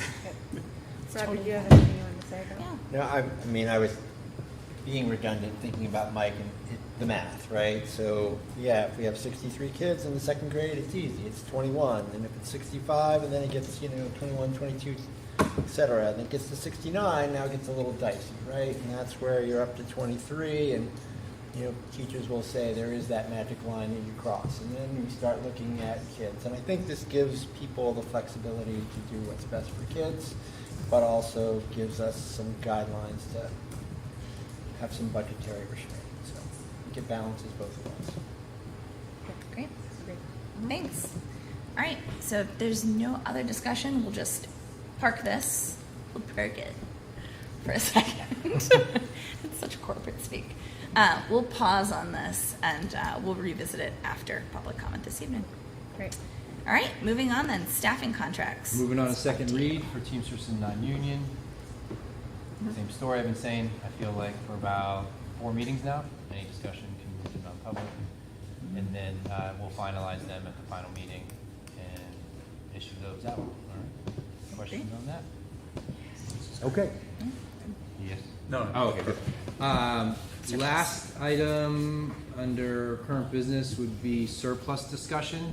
So last year, if you remember, I made it a priority to bring a list in May, so that you were able to digest and review, so that when we do get to June, we were able to act rather than discuss and debate.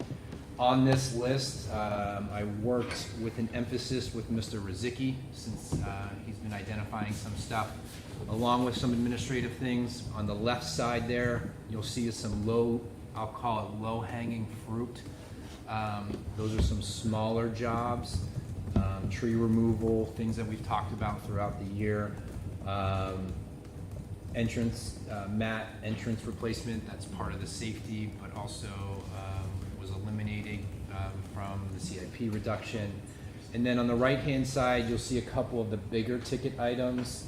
I know Michelle will get into financials later, so some of this might not even be worth discussion right now, but on the other side, you'll see camera monitors for the main office with principals, district-wide windows and door signage upgrades, a visitor management system, so you can see some larger ticketed priced items. The goal obviously is to eventually work through all of these, and then if there is anything at the end of the year, would help us kind of move some of those out of CIP possibly, as well as take care of some of our safety list items. So, any questions on the initially presented lists? I'm sorry. Yeah. Maybe I misheard. So are some of these within the CIP already, or are these over? So I've met with Jim last Tuesday. Today's Tuesday. So, and it came up at CIP on the discussion. So, door locking hardware, full replacements, like the way he has them classified in the CIP would be under general, but he was more specific, so that would, so. Okay, thanks. Yep. Mike, is this a list or is this a prioritized list? So, we're gonna prioritize it. This is a list. I call it a prioritize because we did a left column and a right column, but now as it gets. I was thinking north and south. No, we didn't go that way yet, yeah. That's how I was thinking too. Jim has an interesting way of attacking it. He has two models. One is, do you check off all the low levels because you can more quantity, or do you attack a quality or a high quality? Like systems versus. Sure. We'll come with that on the 13th. Thank you. Great. And we can make this public as well, Yep. so that folks can take a look at what we're talking about and see the list. Right. Great. Anything else? No questions on these? All right. All right. So we are on to. All right. Consent agenda. Yeah, consent Trying to be agenda, trying to be quick. Schedule B. New hires and resignations. I hope you opened that form. It's a bigger night. We've had some great success since the past meeting. You will see that we are hiring a speech pathologist, a grade 5 teacher. Just so that we're clear, we had a staff member move from 5th grade to 4th grade. So that 4th grade position is still ESSER. That teacher was aware that if they made that switch, it would be ESSER funded. And so that 5th grade became the opening because of staff movement. So we ended up hiring 5th grade teachers. So we have Lauren Terrio, Danielle Merrill, Brianna White as the new Maple Street counselor, and Liam Callahan at the high school. Their job sheets are in the folders, so you can see who was a part of the committees and where we ended up. You can see resignations: Elise Paquette, the Maple Street IA, and then is that summer school? Those things? No, these things are changes to the HES contracts that were after what was approved. Okay. So, and then there is ESY slate as well in the drive. So two things that are not linked in the board documents. Schedule B, my link got broken there. So if you could open up your board documents, you'd see we had 2 tonight, Michelle? Yes. One was an additional class advisor, I believe it was sophomore, and then we didn't have any class advisors yet for freshmen, and both of those are in there as well.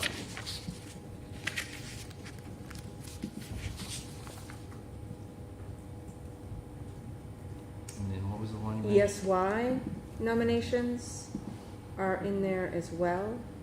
Which is the extended school year. Sorry, extended, that's right, I owe $1, extended school year.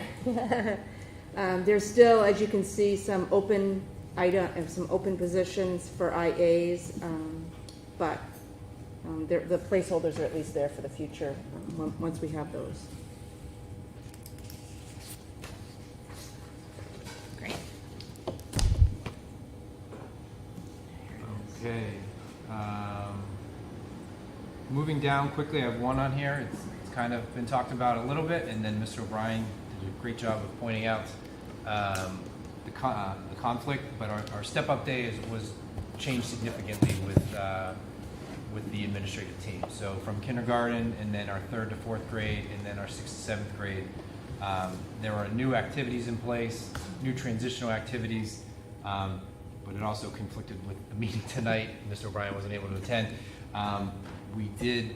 This is probably the fourth conflict we've had with the board meeting. We've had a concert, and then we've had another thing. So next year, we will make sure that Tuesday nights are blocked off, especially so that our can attend. But I hope that the new transitional activities that are occurring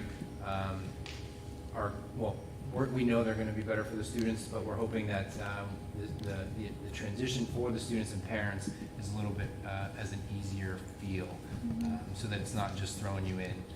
So we look forward to seeing that. So with that, I'm going to move on to Michelle. Sure, so we have a few items. First is we received a donation for the first robotics. Actually, it was multiple people. So a little bit of information. So we do not have a crowdfunding policy, and the auditors do not support GoFundMe. So we cannot do a GoFundMe. So in the past, this has been a way of being able to, and so what we do is we tie out to the best of our ability within a small margin because of not knowing what every individual donation is. That's one of the problems with GoFundMe, is that you can't get the detail of who made what. And so anyways, so that's why it says various individuals. Then another item, which we talked about at Finance Committee this week, was there's a budget adjustment in the drive for approval. This reallocates funds to cover the position that Becca holds, so that will put that in line. So that's what is before the board for approval. And the last item is the financial.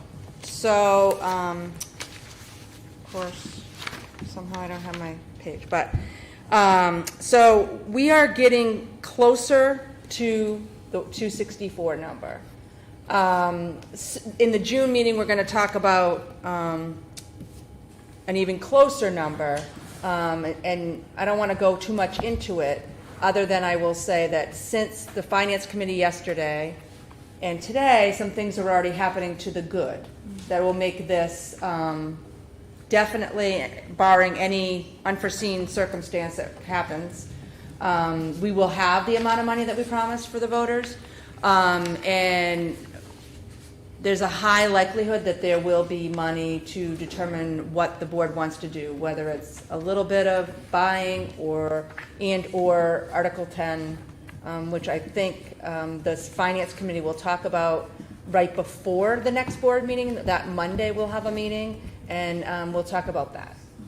So I'd be happy to answer any questions, but and I think I put in there, about just the amount of money that we received less than anticipated for adequacy, which I think is, I wasn't going to put it in there, but then I wanted to, because in the budget committee process, we've always had that conversation before about budgeting 100% or 95%. And so we got a little less. That doesn't mean that we had less kids. It could mean that we had less kids on IEPs, or less kids at, that didn't need a grade, that met grade 3 reading proficiency. So I just wanted to point that out as well. I'd be happy to answer any questions if there are any. Michelle, I just have a quick one. So in your memo, you mentioned special ed and facilities costs, and I'm just curious on the facilities costs. Is that because of higher prices, because something broke that we had to fix? I'm curious. A little bit of both. A little bit of both? Yeah. Yeah, inflation, and then Jim uncovered some stuff, and he started chipping away at, actually gave Michelle a couple heart attacks early, Yeah. but those are all good things too. The other thing that looks a little funky, well, not really funky, but so we had a couple insurance claims that were unexpected of things that happened, so that drove up that we didn't have budgeted, but yet we have a revenue in both of those situations, less our $1,000 deductible. So it's hard when you do revenues in the revenue line and expenditures in the expenditure, because we have to gross things out, just to give the whole, so I just thought it would be important to also mention that some of that overage is because we got extra money, but some of it definitely is what we already talked about. Any other questions?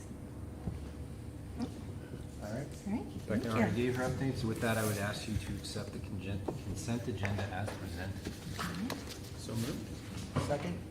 Great. Any discussion? All in favor? Aye. And opposed? Thank you. Wonderful. All right, so moving along, we have committee updates. So the policy committee met last Thursday, very briefly. Sort of good news, I know I've been giving folks updates on the sort of policy warehouse that the New Hampshire School Board Association provides for us. They have finally said that it's back up and running. It's up and running in a different format. They are going to be making some changes to it that will roll out in the fall of 2023. Unfortunately, this is just in time for us to really stop policy work for the year because we really don't do very much over the summer, so we can all just take a break. But it's nice to know that in the fall that'll be up and running because we will have, as always, statutory updates to our policies that we want to get taken care of. The only other reason we met was for the class size policy. Oh, I can also give an update, so I'm going right down the line. On curriculum and assessment, we had our final meeting of the year last Thursday as well. Really, it was looking a little bit, but not very deeply, at the 306, regulations or rules or what have you. We didn't dive into it. It was more an informational, if folks would like to learn more, you can. And then really the point of that meeting was to set our priorities for next year. So we're going to be looking at report cards. We're going to be looking at, what else are we looking at, Rob? I think when Becca talked about the district-wide curriculum, Yes, thank you. that was a key. Yep. Yeah, and so that committee is also done for the year. Okay. Finance? Sure. Just going right down the list. It's a little redundant to what Michelle, because a lot of it was going over financials. So I won't talk about what she's already talked about. The one thing that was noted was the transfer from regular ed funds to the curriculum assessment line, which is that position. And just to reiterate that those funds are available from savings from last year. So that's why we were able to execute that. Michelle, did you mention that we got a little more money for food service from the state than we expected? I don't think I did, so yes. There you go. And then we talked a little bit, I asked about the budget pause, and I think what I came away from that is maybe a better word we might want to use is a budget review period, because most of the people that came forward that had requested POs, we just need to a little closer look. So it's not, definitely has not been a freeze, but a review, I think Mike said about 80% of those things have been approved. We also talked about timelines for people executing, once they put their budget in, executing the POs, so it's not May, June, but more like done by March 1. So, and I think that that's something that, and maybe collectivizing a little bit of how we do some things. So, it's good. Excellent. Safety, did safety meet? Safety meets this week. Thursday. Yeah, Thursday. Yep. Thursday's the day, man. CIP? Yep, we met, was it? Oh, I think it was before. it was before, yeah, we haven't had a meeting since. Energy, we are anxiously and very excitedly awaiting the results of our energy audit that happened over February vacation. We might get them by the end of this month, but it'll probably be sometime in June. So we met last week for the first time in a while. We're meeting this week and meeting next week to sort of get prepped. So once we get those results back, we can really go into processing, meeting with the woman who's putting the report together, starting to think about goals, thinking about how we might approach grants, et cetera. And so we have a couple subcommittees there. But the meetings are at 3:15 on Thursdays at Harold Martin, and it was great to get the game back together last week. Excellent. All right, and nothing for budget. So with that, any other committees I've missed? We have a lot of committees. All right, so with that, we have made it to our second public comment portion of this evening.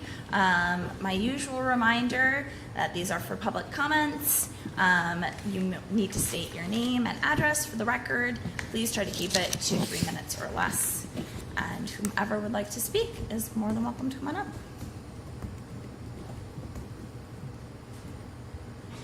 Or I'm going to close it. Cheryl Morris, 396 Park Avenue. I got something kind of light. Thankfully, Mr. Flynn mentioned it, and it's cutting down of trees. Could you have some more in your CIP? I have a special fondness for trees, and I would think no matter which side of the issue you are on in climate change, you should have a special fondness for trees. And this property already lost 8 trees with a minimum of 65 rings, I counted them, for the ball field. Now, the ball field looks nicer. Could they have been trimmed and the water line moved? That's a whole other issue. But then a maple tree was taken down here last year, which I thought was very healthy. Well, now the only tree left out here is a apple tree that's been under severe attack from bittersweet. April vacation, I cleaned all the bittersweet out of that apple tree. It's all in a pile next to the tree, ready for me to start getting the rest down from underneath the tree, the weeds.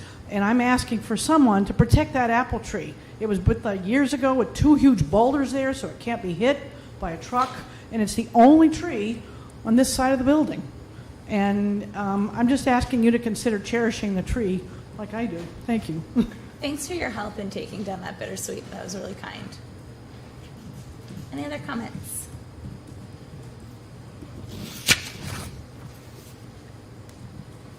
On 86 Maple Street, I guess to add to the CIP, that looks like the fence at George's Park went in.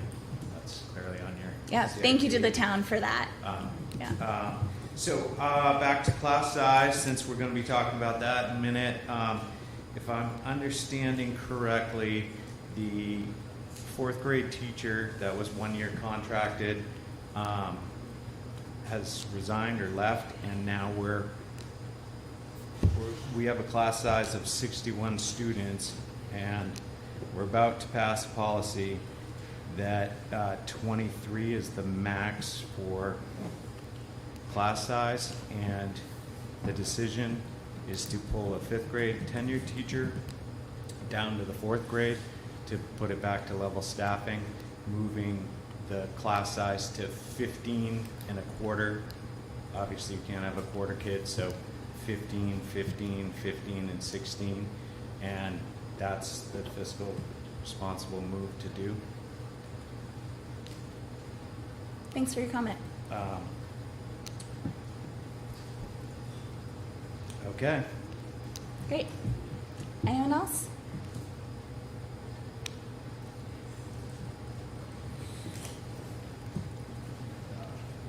Dave Lambert from Galvin Hill Road. So, just to finish this, where he was going with the next part. So what happens in 2 years when class size is still small and we're below that? Now you've taken a 10-year teacher, moved down to 4th grade, which you were very clear to say, we told them that's your funded position. Obviously, she's not the one that's going to go. Whoever it is, not the one that's going to go. Is it a new 5th grade position, or is that the way of securing the 4th grade by moving the tenured spot down? Because obviously, low seniority is the first one to go. Seems like a good way to slide that in. That's all. Optics. Great. Thanks. Any other comments? No? All right. I'm going to go ahead then and close public comment. Did you have a comment? Yeah, Reed, come on up. Reed Lambert, 305 Galvin Hill Road. I did have a question. Did you, when you passed that norm, when the bill was going through the House, and you guys signed as a board member group, sign your name upon that said paper, did you all agree on that, or was that just him signing it? Did you all sit down and agree on signing that with the entire board, or was that just Norm? So individuals on the board, on a school board, only have power when we're meeting all together in a quorum, or if the board in a public meeting directs someone to act on behalf of the board, but that happens in very small situations. Otherwise, members of the school board, when acting alone, are allowed to advocate however they may choose to do so. They do not speak on behalf of the board, but are able to advocate and use their First Amendment rights to do so. I understand that, but I'm asking, did you all together sit in a room and agree to sign it? So everything that would have been discussed would have been in a public meeting like this. There was no such discussion. One board member opted to advocate on behalf of trans and LGBTQIA kids and what he felt was right. That is absolutely his right to do so. Understand. Thank you. Yep.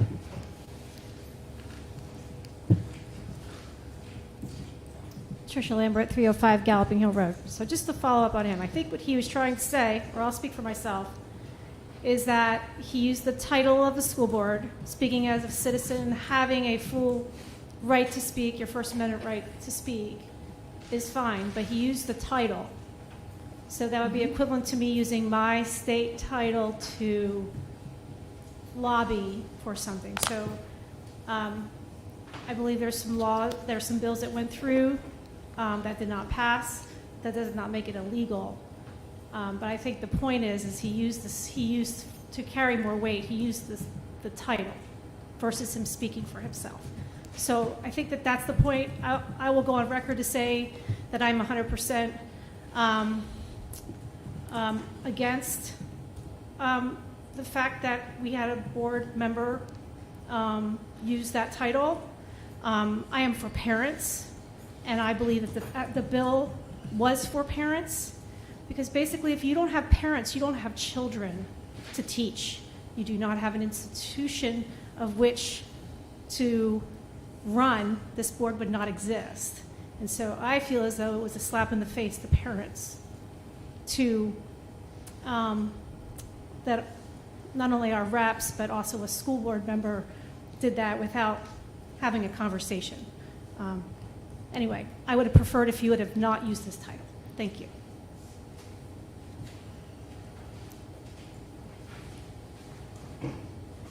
Hi, good afternoon. My name is Devin Chafee. I'm at 483 Briar Hill Road. And I just wanted to express my gratitude to Mr. Guptal to expressing, in his personal opinion, as his First Amendment right allows him to do so, his opposition to the bill SB 272. I think that bill had the potential to have really severe negative impacts on our LGBTQ plus youth.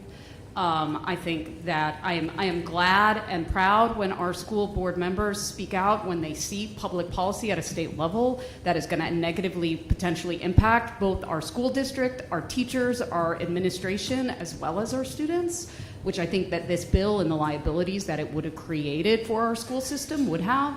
And I'm just incredibly grateful for his willingness to be vocal, and I think he did so in a manner that was entirely appropriate for his position. Thank you.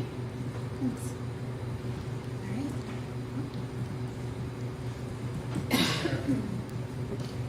Jonathan Cohen, I'm at 88 School Street.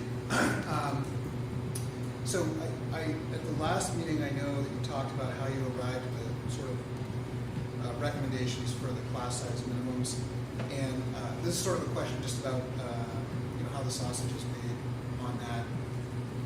I know that you talked about comparing to other school districts and taking a look at what numbers they had, and then sort of that was a big factor, it seems to me, in terms of how you came up with your recommendations. I was just curious, when you looked at those districts, did you look at whether they have comparables in terms of percentage of kids that have IEPs that require additional help to learn? Because it just strikes me that when you look at these numbers, there may be differentials between some of these school districts in terms of those percentages. So that's a question that I was kind of wondering last time, and I'm still kind of wondering about. Okay, great. We'll take that into consideration in our discussion.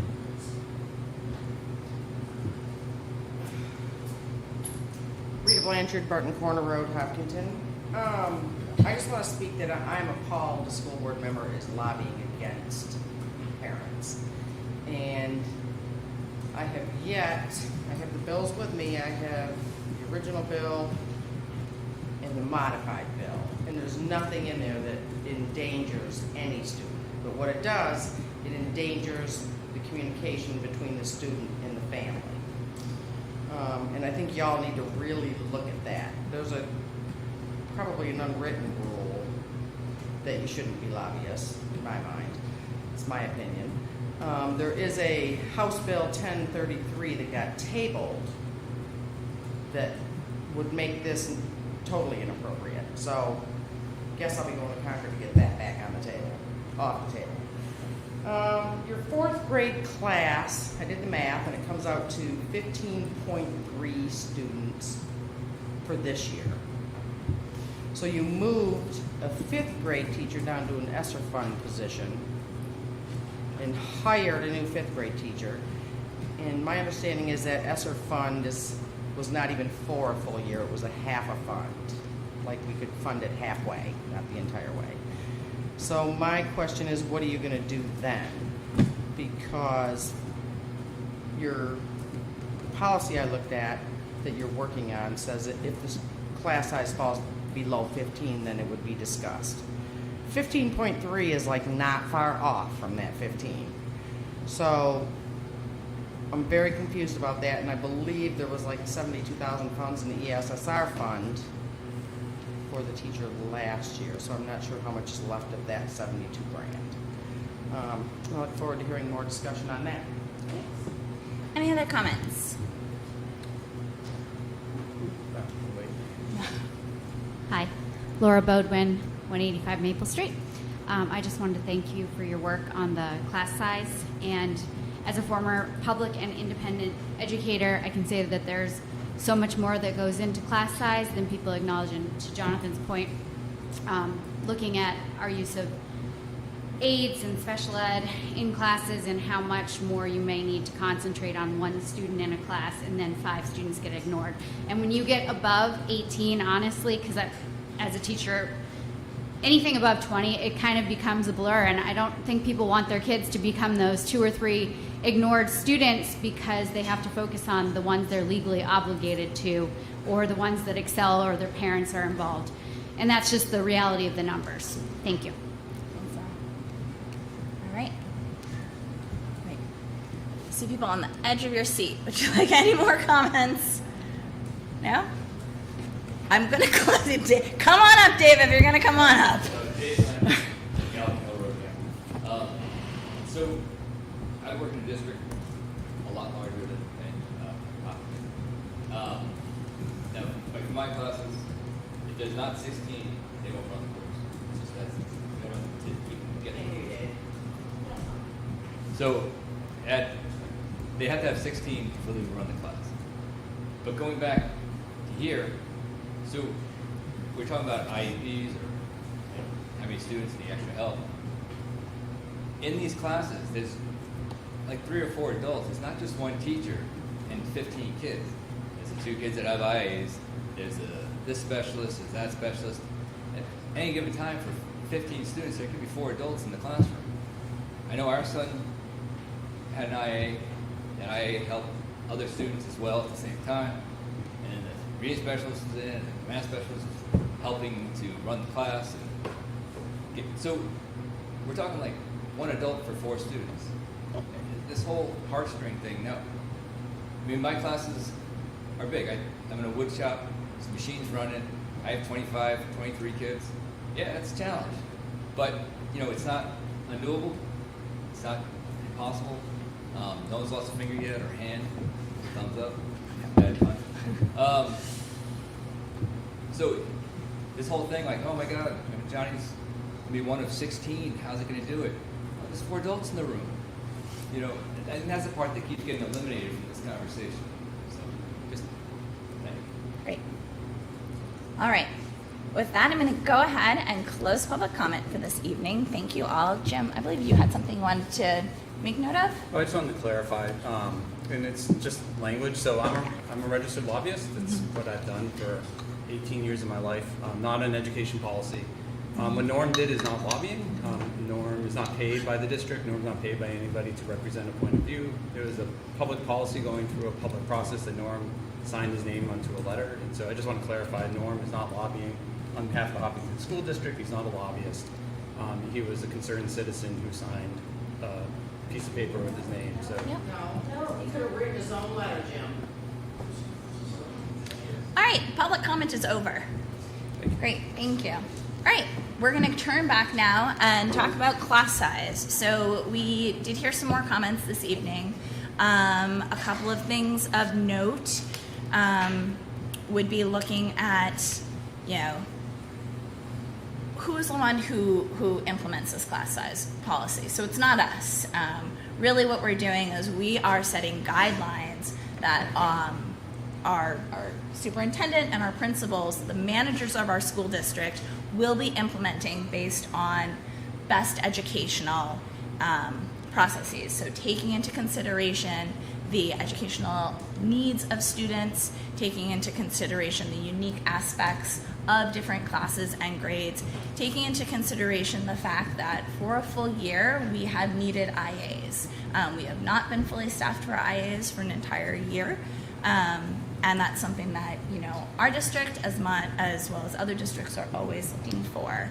After hearing the different conversations and comments, I'm wondering if there's anything that we as a board would like to change in this policy moving forward.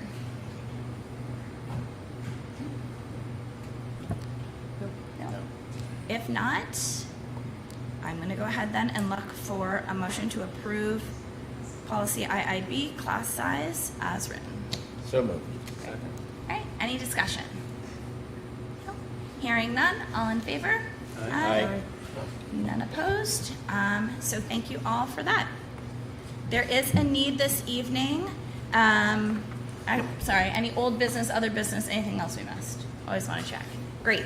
We do have a need this evening for a non-public session. It shouldn't be too long under RSA 91A:3, 2A for personnel and C for reputation. Is there a motion to go into non-public? So moved. Second. Roll call vote. Rob? Rob says yes. Yes. And yes. Thank you all for coming.